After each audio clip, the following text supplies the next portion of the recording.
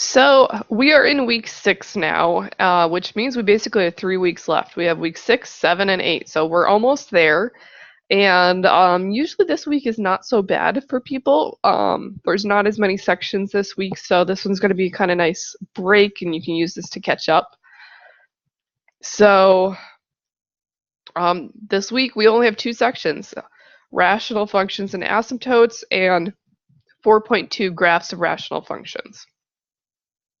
The remainder of the chapter is covered in MA141, which is pre-calculus.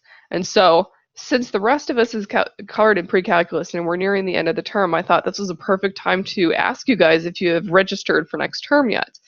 Especially if you have not and you do have to take pre-calc, I definitely recommend taking it as soon as you're done with this class, because that way everything is still fresh in your mind. I know some people have registered 2 terms at a time, and so maybe they can't take it immediately after, but you may be able to switch things up. But I thought this was a perfect time. It's, nearing the end. It's time to think about what comes next, and the rest of this chapter comes next in the next class. So make sure you've registered. You can talk to your advisor to find out if you're registered or not. I know that G-Life will tell you how many courses you have remaining, but it doesn't tell you whether you've registered for the next term or not. So it's best to just ask your advisor and double check there. So rational functions. This doesn't come up as often in life as some of the other things that we've looked at. But when you're finding the average of something, you're actually working with a rational function. So that's the most common use of rational functions. Distance and speed problems, sometimes we end up having to divide and then you have a rational function. In manufacturing, there's a lot of work time problems, and this is where you have one machine that can do the job in, say, 5 hours, and another machine can do it in 2 hours. Maybe it's a newer machine. And so you're in manufacturing, and maybe you have a job and you need to know, well, if I have both of these machines working, how long is it going to take me? Because that's going to be important as far as budgeting and making sure that you have a quote for others that's accurate. So manufacturing actually uses this kind of function a lot with the work time problems. Photography actually uses a rational function. Now, when you're doing photography, you're not actually solving rational functions, but there is a rational equation that governs the focus and your lens resolution and the distance you need to focus based off of what the lens is and all of that. And that is actually a rational function. It's kind of hard to understand. I'm not a photographer. I tried to read up about it, and it was talking about like f-stops and all these things, and it went over my head. But there is an equation that is a rational function that explains how that all works. Aerodynamics actually frequently has rational functions in it. And if you're going into electronics or electrical engineering, parallel circuits, when you're trying to find the resistance of something in parallel, that actually works with rational functions. And so these actually do show up depending on what your degree is and where you're going into, but it's a little less common for the everyday person. So basically for this week, you've got the 2 sections, and you're going to be finding that you are still doing a lot of solving of linear and quadratic equations. You're going to be solving polynomial equations, so that's why we had to learn about those first. Once again, you're going to be doing factoring, you're going to be doing graphing, and you will have to have some understanding of functions and transformations. So if that part's a little unsure, you may want to go back and review that section to that was, I believe, 2.5 on the function transformations. So this week you have your discussion, your ungraded practice assignment, the week 6 assignment, and then your week 6 quiz. So let's get into the discussion, and I'm going to spend a little bit of time on this. So basically for this discussion, we're going to try to put in everyday terms, something that you do every day. So people budget. A lot of people budget. And one thing that people don't always budget for is the cost of a cell phone, because this is just a necessity. You're like, well, I don't care how much it's going to cost me. I need to buy it because I need to have a cell phone. I know when I go to the store, and if I'm going to upgrade to the next model, I don't think about how much it costs. I don't even think about like what my bill is going to be. I'm just like, this is the model I want. That's where I'm going to go. But if I was a smarter person who actually did the math before I went and attempted to budget, you could use a rational function to actually figure out how much you can afford and how much you can spend on a cell phone. And so what we're going to be doing for our discussion this week is looking at the equation that your cell phone provider uses to figure out what your bill will be if you get a new phone. Because a lot of people, when you get a new phone, you don't necessarily pay it outright. You just have it tacked onto your bill. Like every month I'm paying like, I think it's like $45 a month for my phone is just added onto my bill every month. So instead of just taking that and not even thinking about it, we're going to look at how that math comes out and how you can use that maybe in the future before you go buy your cell phone. So being that this is math-based, you're going to have to show your work. So the first part is to first do some research, because we're going to do this in a hypothetical. So we're going to pretend that you are going to go buy a new phone.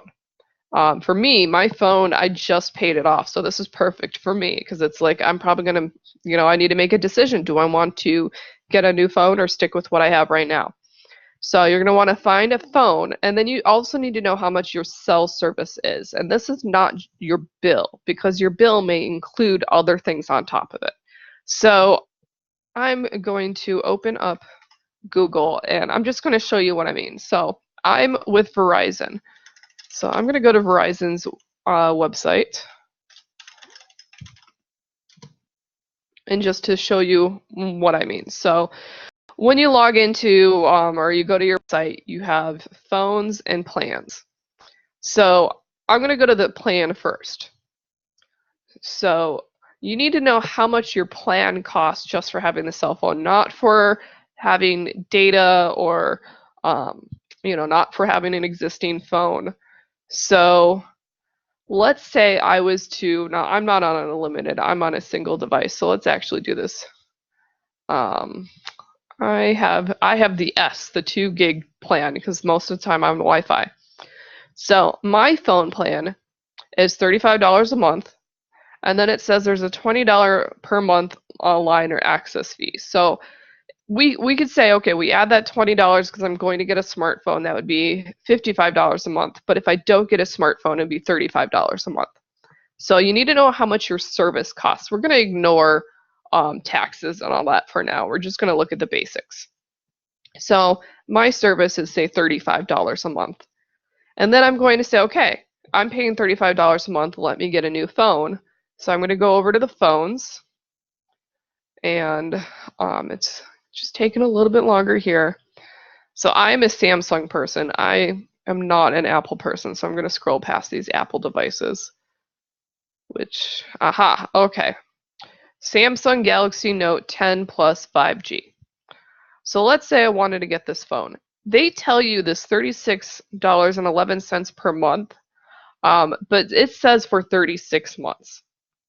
Most plans are not 36 months. Most of these are 24 months, and that's more typical, is for 2 years. So having 36 months, that's unusual. So we're not going to pay attention to that number. What we want to pay attention to is the retail price. So the retail price is $1,299.99. Now, I'm not actually going to get this phone. This is just hypothetical. So you want to pick a phone that you might be interested in buying, and then also figure out, okay, what is your service? Now, since this is a smartphone, I'm going to have that $20 extra fee. So I'm going to go back to here, and I'm just going to write down these numbers here. So the phone was $1,299.99, and then my cell phone is $35 plus the $20 for the smartphone, so that's $55 a month for the service. So that's for the actually having cell service, not for the phone. Those are 2 separate things that we're looking at. So once you determine those numbers, then that's where you start looking at the math. So This equation, this is a rational function because it's got a fraction and your input variable is in the denominator. So our input is m, which is number of months. So we're given the equation, you're going to be plugging in the numbers. So my device cost is $1299.99. My monthly bill is going to be $55 a month times the number of months and then over m. So you plug in those numbers and that will give you a function that you can graph if you want to, or you can just work with that function. So once you've created that, then you need to figure out what the asymptotes are. Now that's something you're going to learn about this week.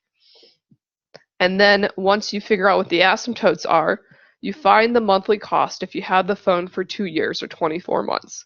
So your m would be equal to 24 because m represents the number of months.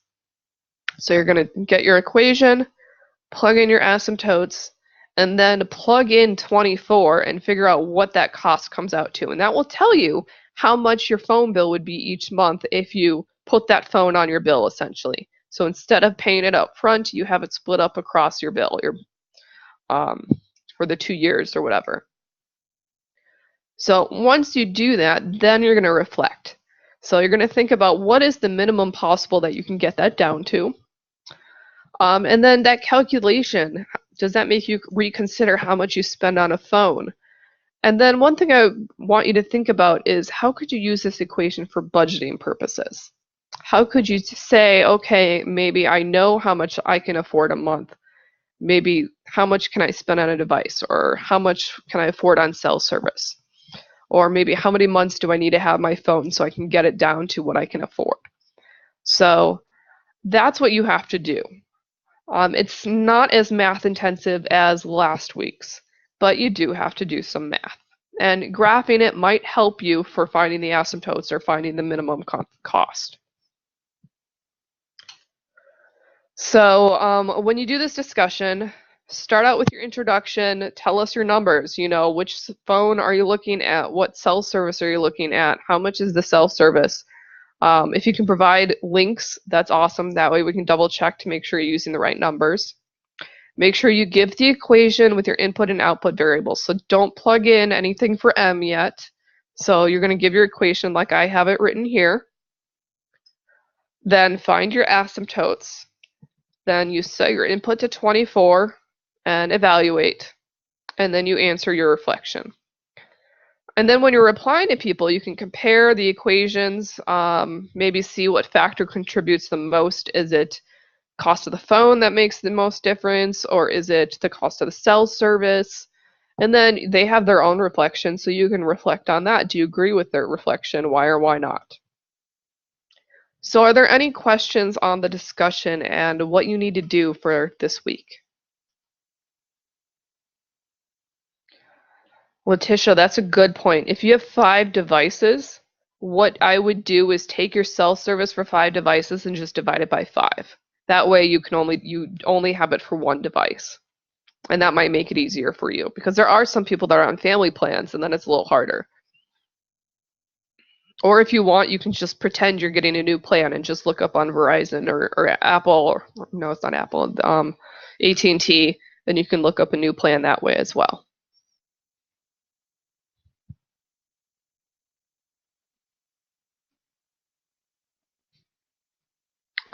So if you have 5 devices and you're paying $115 a month, then yes, you would divide that by 5. And then that would be your service cost, and then you would look up how much the phone would cost, and then that would be your second number.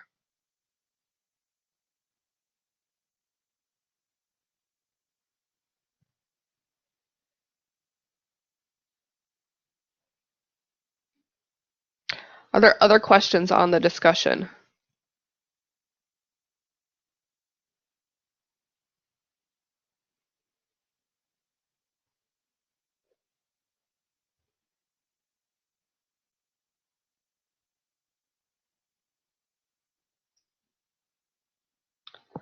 Okay.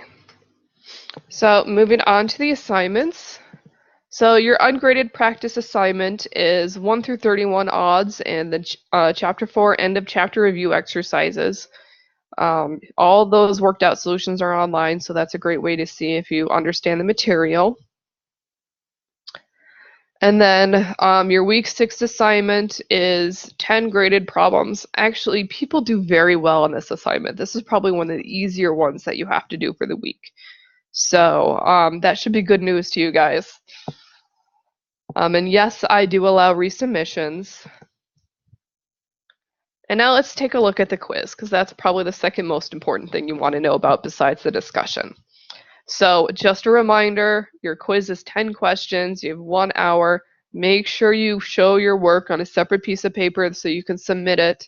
If you don't submit it, you get a penalty. So I want to make sure that people submit their work so they don't get that penalty. You can submit that work late and the penalty will be removed, but you are going to want to turn in that work because then you get partial credit and you don't have your penalty anymore. I was just looking at some of the points people earned on the quiz from last week, and one person earned 25 points of partial credit, and I thought, wow, that's awesome. So it's definitely worth your time. And then should be familiar with the grading and everything. So the quiz for this week is covering week 5. So that was the polynomials. So you're going to be having to find your zeros. You're going to have to do graphing. So I recommend using Desmos to help you out there. You need to be writing equations of polynomials, writing a variation model. You'll be doing synthetic division. And then you're going to be analyzing polynomials, looking at end behavior, degree, and turning points, which are like the first 3 things that were on the week 1 assignment. So if you try to do similar problems to the assignment, like maybe make up your own polynomials and go through the assignment, you can always check your work by graphing the polynomial and see if your zeros are in the correct places. There are chapter 3 pre and post tests on the textbook's website, so that's another good way to study. And variation is where a lot of people struggle. So I do have 4 links here to various different types of variation problems that you can practice with. And then people also struggle with trying to write a polynomial when you know what the zeros are. And so I have 2 practice problems there as well to show you how to do that, so you can work through those. And so lastly, we've got the suggested schedule. So there are 2 sections. So notice this big gap here.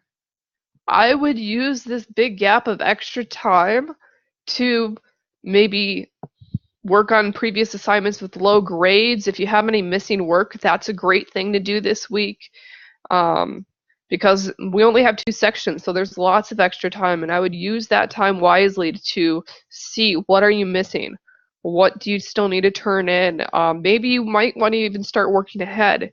Use that time if you don't have anything missing. So consider this sort of your catch-up week and your week to kind of, get things together before we finish out with the remaining 2 weeks. So do you guys have any questions for me?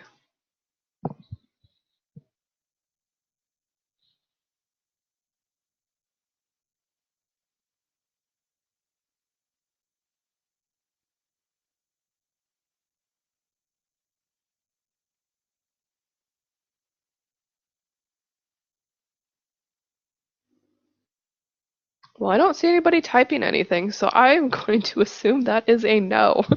So if you guys do come up with questions, let me know. I have in the classroom already, there's really, because there are 2 sections and I could cover both sections in one video. So I have one video that covers both 4.1 and 4.2 already in the classroom. So instead of making a second video, what I'm going to do for our next session is I'm going to make it on Tuesday when everything is due, because I figure that's when people have questions.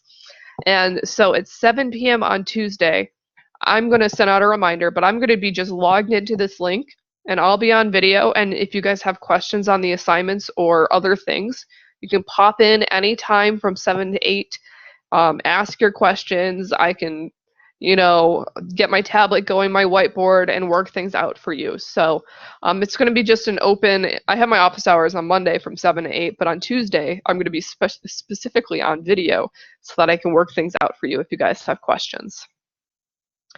So, and that's all I've got for you guys. So I hope you guys have a great night. Hopefully you don't get sick like I have gotten sick. I can feel my nose um, getting all stuffy here. It's just that time of year. So I hope that you guys are in good health, and I look forward to hearing from you guys and seeing you at the next session. So you guys have a great night.